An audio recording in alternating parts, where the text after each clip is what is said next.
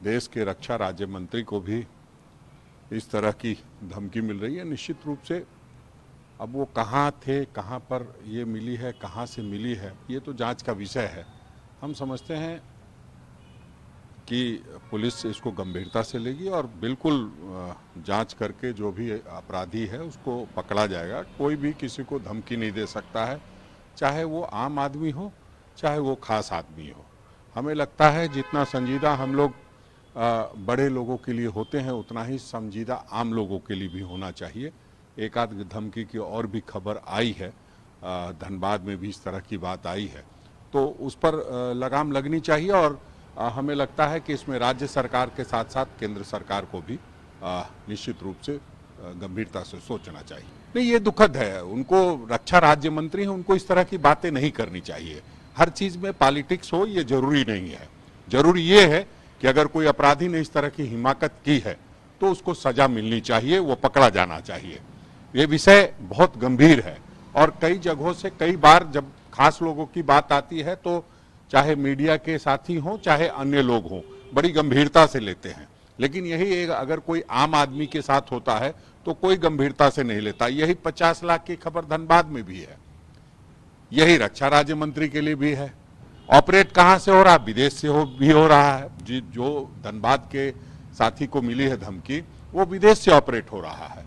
तो ये तो फिर केंद्र सरकार और राज्य सरकार दोनों का मसला है। तो इस पर राजनीति नहीं करते हुए, जान माल की सुरक्षा को देखते हुए अविलंब कार्रवाई होनी चाहिए। उन्हें तो बहुत सुरक्षा मिली हुई है, बाकी जिनको कुछ भी नहीं मिला हुआ उनके संदर्भ में भी तो सोचना होगा, तभी लगेगा कि हम अंतिम पायदान पर बैठे व्यक्ति के लिए सोचते हैं।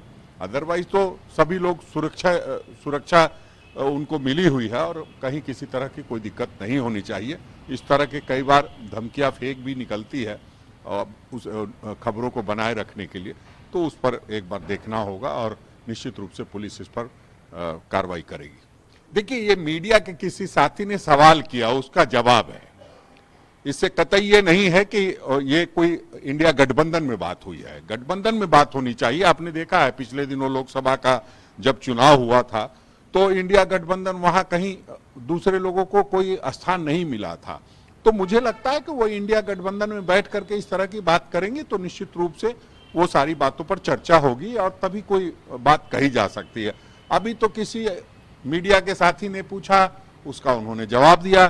कोई भी नेता, कोई भी नेतृत्व अगर किसी से कोई बात पूछेगा कि आप इस नेतृत्व का, इस गठबंधन का नेतृत्व करना चाहेंगी, तो स्वाभाविक रूप से ये कोई नेता अपने आप को ये नहीं बता सकता कि मैं फेलियर हूं, मैं नहीं नेतृत्व कर सकती हूं। निश्चित रूप से उन्होंने बात रखी और वो सही रखा है। उन्होंने क्यों नहीं नेतृत्व कर सकती हैं, लेकिन ये इंडिया गठबंधन में तय होगा, ना कि किसी मीडिया के साथी और मीडिया के चैनल पर तय होगा। मैं समझता हूं इन पूरी बातों पर विराम लग चुकी है। जिस तरह से अब विभागों का बंटवारा हो गया है तो अब इस बात की कोई जगह नहीं है। हम समझते हैं कि जो भी चीजें हुई होंगी वो सामने, नतीजा सामने है कि मंत्रालय बंट गया है, सभी साथी अपने अपने काम में लग गए हैं। तो अब मैं समझता हूं इस वायरल पत्र का कोई महत्व नहीं रह गया है।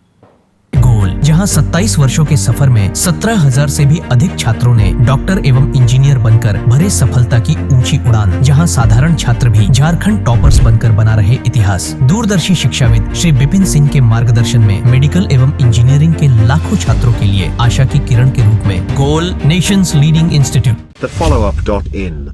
Like, share and subscribe. www.thefollowup.in